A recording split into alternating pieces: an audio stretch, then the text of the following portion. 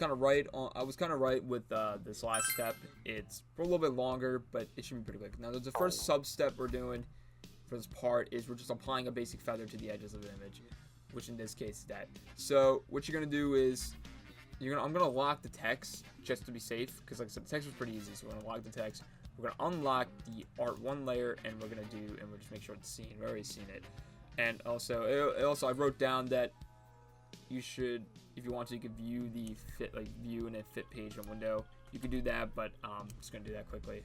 Just do Control 0, and we're gonna use the select tool, and we're gonna select the purple warm circle, which I think is this circle right here. Let me like double check, because I just gotta double check and I don't remember.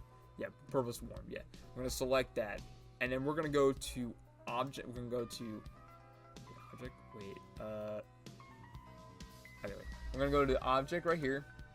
We're gonna go to effects, and then we're gonna go to basic feather. Now I'll explain some quickly for which each one is. Like, these are all the effects stuff. There's a transparency here too, but you got a drop shadow, which you can see around here. There's a drop shadow and everything. Inner shadow, which is like in the object. Outer glow, which is the same thing as a drop shadow. It's around the object. Inner glow, same thing as inner shadow, is in there. Bevel and emboss, which kind of makes the object 3D, and then Satan, which I forget what that is. But right now we're gonna do basic feathering, basic feather. And every time you're gonna go on that drop, you're gonna go into a little like box. Make sure that preview is clicked on so you can see what it is. And what we're gonna do is we're changing the feather width to, if what I wrote down, 3125.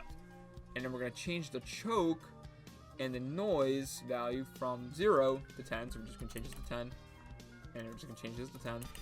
And then we're changing the corner, and we're gonna make sure it's set to diffuse, which is already diffused.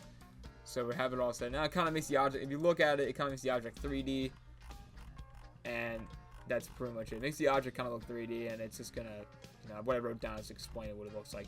So we're just gonna press OK. I'm gonna that's the import. You're just gonna click out of it to deselect it, and if I look at it, now it looks like a 3D object, so it looks cool. And that's all you gotta do. That's basically what like using the effects tool is. But now we're gonna do the next one, which is how to use a gradient feather. So let me end this recording. I'm gonna do the next sub step.